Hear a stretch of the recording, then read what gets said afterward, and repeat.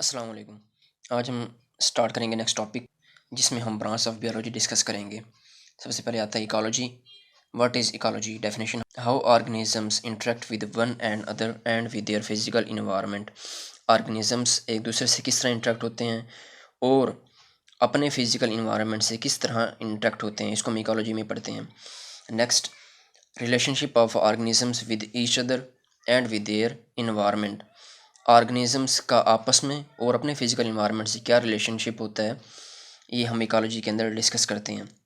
Organisms के अंदर plants, animals और हर वो चीज़ शामिल है जो कि लिविंग थिंग की डेफिनेशन पे पूरा उतरती है।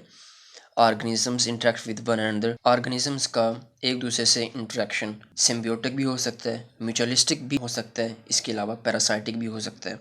ऑर्गेनिजम्स चाहते ना चाहते एक दूसरे से इंटरलिंक्ड होते हैं। इसको समझने के लिए हम एक फूड चेन की एग्जांपल लेते हैं, जिसमें सबसे पहले हमारे पास ग्रास है। ग्रास को ग्रास ऊपर खा जाता है। ग्रास ऊपर को कौन खाता है? फ्रॉग। फ्रॉग को कौन इनटेक कर लेता है? स्नेक। स्नेक को कौन खाता है? ईगल। ये एक चेन है जिसमें एक ऑर्गेनिज्म दूसरे ऑर्गेनिज्म को खा रहा होता है और ख़ुद नेक्स्ट ऑर्गेनिज्म की खुराक या एज अ फूड सोर्स बन जाता है। ये फूड चेन है। मुख्तलिफ फूड चेन्स मिलकर फूड वेब बनाती हैं, जो कि इकोलॉजी के अंदर एक बहुत इंपॉर्टेंट पॉइंट है। ऑर्गेनिजम्स आपस में इंटरेक्शन करते हैं और अपने फिजिकल इन्वायरमेंट से इंटरेक्शन करते हैं। फिजिकल इन्वायरमेंट से मुराद नॉन लिविंग वर्ड है। नॉन लिविंग वर्ड मतलब वहाँ की सोइल, वहाँ का वाटर, इसके अलावा एयर, टेम्परेचर, ये सब वहाँ के फिजिकल इन्वायरमेंट में शामिल होते हैं। ये फिजिकल इन्वायरमेंट ही होता है जो उस जगह पे मुख्तलिफ स्पीशीज़ को डिफ़ाइन करता है। किसी जगह पे सोइल की कंडीशंस क्या हैं, वहाँ पे न्यूट्रिएंट्स की कंटेंट क्या है, वाटर की अवेलेबिलिटी क्या है, वहाँ पे एयर का टेम्परेचर की रेंज क्या है, एवरेज रेनफॉल क्या है, ये सब वहाँ पे मुख्तलिफ स्पीशीज़ की प्रेजेंस बता रहे होते हैं। सॉइल की मुख्तलिफ कंडीशंस पूरे के पूरे बायोम को डिस्क्राइब कर रही होती हैं। एक डेजर्ट के अंदर सॉइल की कंडीशंस बिल्कुल मुख्तलिफ हैं एज़ कम्पेरेटिव वहाँ पे जहाँ पे बहुत ज़्यादा हर्बीवोर्स हों, क्योंकि हर्बीवोर्स उसी जगह पे होंगे जहाँ पे ग्रास बहुत ज़्यादा होगा। ग्रास उससे ज़्यादा होता है जहाँ पे सॉइल की कंडीशंस बहुत अच्छी हैं। ये हमारे पास एक एसोसिएशन ऑर्गेनिजम्स के अंदर।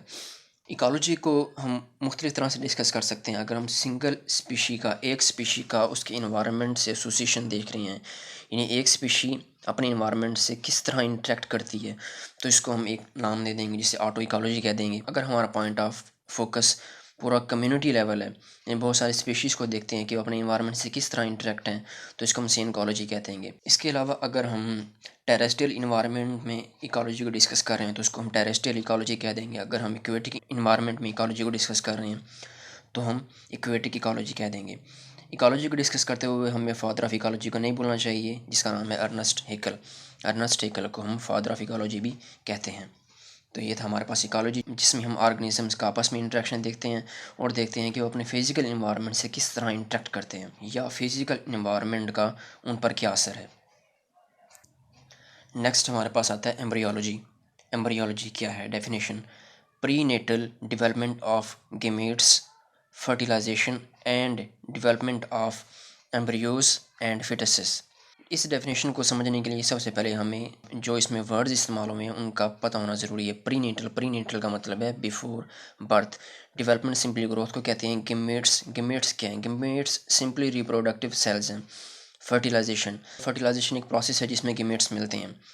And development of embryos and foetuses, और एम्ब्रियो और फीटस की डेवलपमेंट, यानी एम्ब्रियोलॉजी के अंदर गेमेट्स की डेवलपमेंट कैसे होती है, उनकी फर्टिलाइजेशन, और फर्टिलाइजेशन के बाद जो एम्ब्रियो बनता है और जो फिटस की डेवलपमेंट है, उन सब को हम एम्ब्रियोलॉजी के अंदर पढ़ते हैं। एम्ब्रियोलॉजी के अंदर हम प्रेगनेंसी की मुख्तलिफ कॉम्प्लिकेशंस को भी डिस्कस करते हैं। इसके अलावा मदर की हेल्थ जो कि बेबी की हेल्थ को अफेक्ट कर सकती है, उसको भी डिस्कस करते हैं।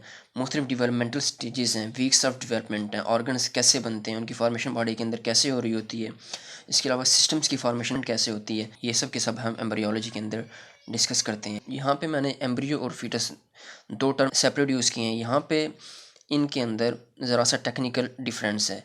एम्ब्रियो और फीटस, हम बिगनिंग ऑफ प्रेगनेंसी से लेके 11th वीक ऑफ प्रेगनेंसी तक, यानी जब प्रेगनेंसी हुई उससे लेके 11th वीक ऑफ प्रेगनेंसी के स्टार्ट तक जो डेवलपमेंट ऑफ बेबी होती है उसको हम कहते हैं कि एम्ब्रियोनिक डेवलपमेंट है। जो उसके बाद की डेवलपमेंट है उसको हम कह देंगे फीटल डेवलपमेंट है। 11th वीक ऑफ प्रेगनेंसी, इसको हम रैंडम यूँ कह सकते हैं कि ये almost beginning of 3rd month of pregnancy बनता है। वहाँ तक जो डेवलपमेंट है उसको हम एम्ब्रियोनिक डेवलपमेंट कहेंगे। उसके बाद जो होगी हमारे पास फीटल डेवलपमेंट होगी। फीटस के अंदर जितनी भी कॉम्प्लिकेशन हो सकती हैं वो हम एम्ब्रियोलॉजी के अंदर डिस्कस करेंगे। इसके अलावा कंजेनिटल डिसऑर्डर्स में बाज़ औक़ात बेबी की बर्थ के बाद हम देखते हैं उसके अंदर कोई ना कोई एबनॉर्मेलिटी है। ये सब के सब कंजेनिटल डिसऑर्डर्स हैं जो कि हम एम्ब्रियोलॉजी के अंदर डिस्कस करते हैं। एम्ब्रियोलॉजी को डिस्कस करते हुए हमें फादर ऑफ एम्ब्रियोलॉजी को नहीं भूलना चाहिए। इसका नाम है कार्ल अर्नेस्ट वॉन बेयर, जो कि फादर ऑफ एम्ब्रियोलॉजी भी कहलाता है।